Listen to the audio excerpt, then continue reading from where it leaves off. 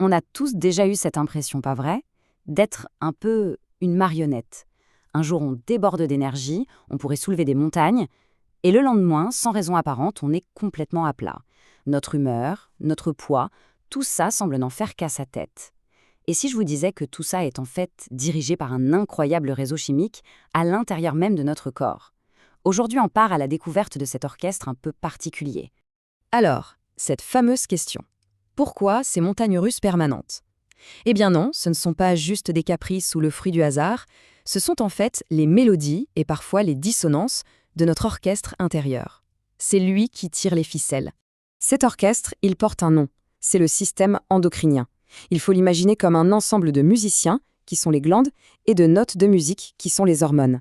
Ces hormones, ce sont des messagers chimiques qui voyagent dans tout notre corps pour s'assurer que chaque instrument joue juste. Le but de tout ça? Maintenir un équilibre parfait, une harmonie qu'on appelle l'homéostasie. Allez, commençons par un des instruments principaux, peut-être même le premier violon de cet orchestre, la glande thyroïde. Elle est toute petite, située à la base du cou, mais son rôle est immense.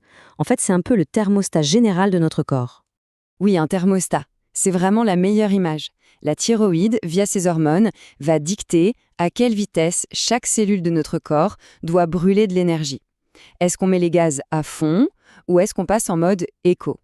C'est elle qui décide du tempo général de notre métabolisme. Bon, mais évidemment, un thermostat, ça peut se dérégler. Et c'est là qu'on voit à quel point son rôle est central. C'est presque une symétrie parfaite. D'un côté, si le thermostat est bloqué sur chaud, c'est l'hyperthyroïdie. Le moteur tourne à plein régime, on perd du poids, le cœur s'emballe, on a tout le temps chaud. De l'autre côté, si le thermostat est bloqué sur froid, c'est l'hypothyroïdie. Tout ralentit. Prise de poids, fatigue, frilosité, c'est vraiment le jour et la nuit. Alors, d'où vient cette surchauffe? Une des causes les plus connues, c'est la maladie de Besdo. C'est une maladie auto-immune, c'est-à-dire que notre propre système de défense se retourne contre nous et se met à stimuler la thyroïde sans s'arrêter. En plus des signes d'hyperthyroïdie, on peut voir des choses très spécifiques. Le cou qui gonfle, c'est le goitre, et parfois les yeux qui semblent ressortir. C'est ce qu'on appelle l'exophthalmie. Pour calmer le jeu, on utilise des médicaments, les antithyroïdiens de synthèse, pour freiner la production. Et si ça ne suffit pas, on peut envisager des traitements plus radicaux, comme l'iode radioactif, qui va détruire une partie de la glande pour la calmer. Passons maintenant à un autre musicien clé de notre orchestre, celui qui gère le carburant, le pancréas. Son instrument de prédilection, c'est l'insuline, une hormone absolument vitale pour la gestion du sucre. Quand on parle de diabète, l'image est assez simple. Imaginez que nos cellules sont des maisons qui ont besoin de sucre pour avoir de l'énergie. L'insuline, c'est la clé qui ouvre la porte de ces maisons pour laisser entrer le sucre. Dans le diabète, soit il n'y a plus de clé, c'est un manque d'insuline, soit la serrure est cassée et les cellules ne répondent plus à la clé. Dans les deux cas, le résultat est le même. Le sucre reste dehors, dans le sang, et son taux grimpe en flèche. Et quand le taux de sucre est trop élevé, le corps nous envoie des signaux d'alerte très clairs. C'est ce qu'on appelle le syndrome cardinal. Premièrement, on urine énormément. Pourquoi? Parce que les reins essaient de se débarrasser de l'excès de sucre en le diluant dans l'urine. Forcément, qui dit perte d'eau dit soif intense, c'est le deuxième signe, et le plus paradoxal, alors qu'il y a plein de sucre dans le sang, les cellules, elles, sont affamées. Ça provoque une faim de loup et une perte de poids, car le corps va chercher de l'énergie ailleurs. Il faut bien distinguer les deux formes principales. Le diabète de type 1, c'est souvent chez les jeunes. C'est une panne brutale. Le pancréas arrête net de produire de l'insuline. Il n'y a pas le choix, le traitement, c'est des injections d'insuline à vie. Le diabète de type 2 est beaucoup plus progressif, plus sournois. Au début, le corps produit de l'insuline, mais les cellules n'écoutent plus. La gestion est graduelle. D'abord, on essaie d'améliorer l'hygiène de vie, puis on passe aux médicaments par voie orale, les antidiabétiques oraux. Et parfois, au bout de plusieurs années, il faut aussi passer à l'insuline. Le vrai problème avec le diabète, ce n'est pas tant le quotidien, mais les dégâts à long terme. L'excès de sucre dans le sang, c'est comme du sable dans la tuyauterie de nos vaisseaux sanguins. Ça abîme tout, lentement mais sûrement. Les tout petits vaisseaux, ceux des yeux, des reins, des nerfs, sont les premiers à souffrir. Ça peut mener à la cécité, à l'insuffisance rénale. Et les gros vaisseaux ne sont pas épargnés non plus, ce qui augmente massivement le risque d'infarctus ou d'AVC. Bien, on a vu le thermostat et le gestionnaire du carburant. Il est temps de rencontrer le service d'urgence de notre orchestre, les glandes surrénales. Elles sont situées juste au-dessus des reins et elles gèrent notre réponse au stress. Leur outil principal, une hormone que l'on connaît tous de nom, le cortisol. Le cortisol, c'est notre hormone de l'action. C'est elle qui nous donne le coup de fouet nécessaire pour faire face à un danger. C'est notre système d'alarme interne. Le problème, c'est quand cette alarme devient complètement folle. Soit elle sonne en permanence sans raison, soit à l'inverse, elle reste muette quand il y a un vrai danger. Et dans les deux cas, c'est la catastrophe. Premier cas de figure, l'alarme qui ne s'arrête jamais de sonner. Le corps est littéralement inondé de cortisol. C'est un état d'alerte permanent et ça s'appelle le syndrome de Cushing. L'organisme s'épuise et se transforme de manière très visible.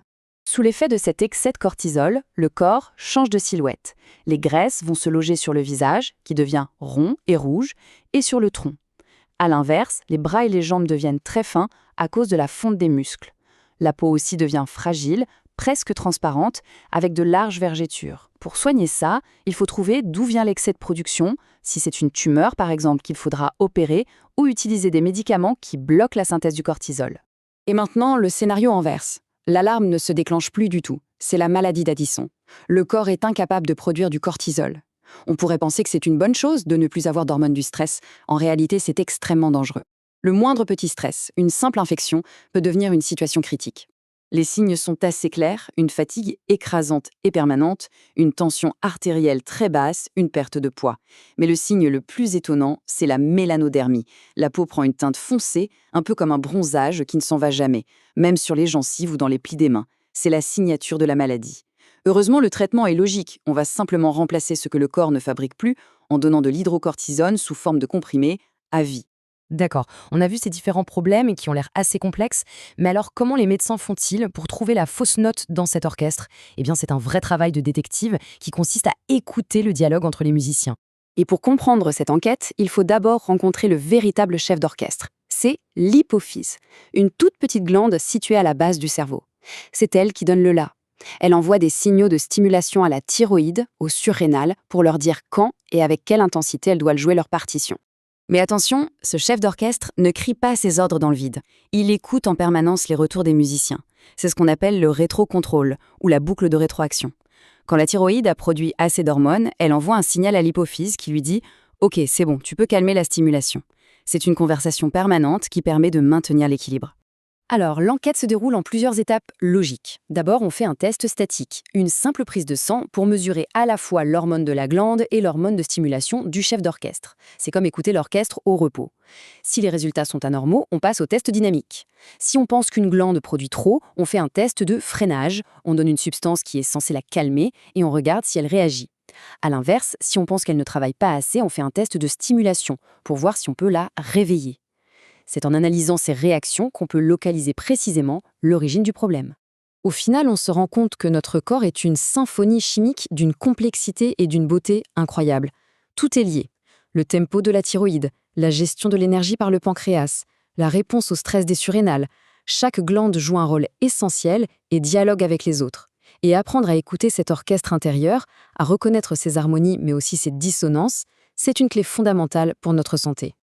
Alors, la prochaine fois qu'on fait un choix, que ce soit ce qu'on met dans notre assiette, si on décide d'aller bouger un peu, ou la façon dont on aborde une situation stressante, on peut se poser la question: quelle musique est-ce que je suis en train de composer pour mon orchestre intérieur? Une mélodie douce et harmonieuse ou une cacophonie de déséquilibre? Une grande partie de la réponse nous appartient. Merci d'avoir suivi cette analyse.